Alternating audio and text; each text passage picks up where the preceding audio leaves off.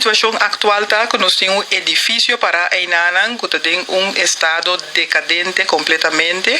y el edificio aquí está propiedad de Fundación Cultural Centrum Bonaire, CCB. El edificio está trabaja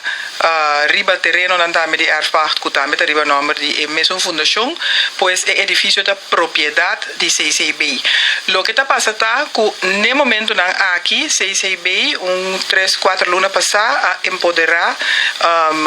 Jude Finis y mi persona para por así todo por todo para nos por reactivar la fundación y ponerle para ver de manera que nos por llegar a restauración,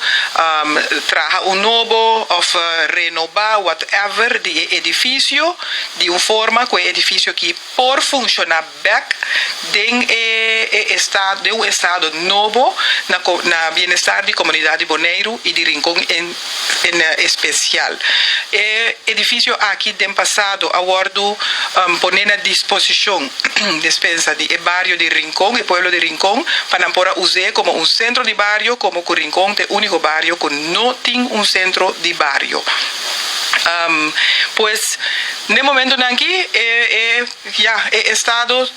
el caso está que nos tiene un edificio decadente para cual yo con mi persona está bezig, está haciendo toda la preparación, todo el análisis y lo que nada se toma lugar para nos poder llegar a una directiva nueva para poder atender el asunto de revivar el edificio aquí, la fundación de su función back de manera que nos por ofrecer Rincón o fundación por ofrecer Rincón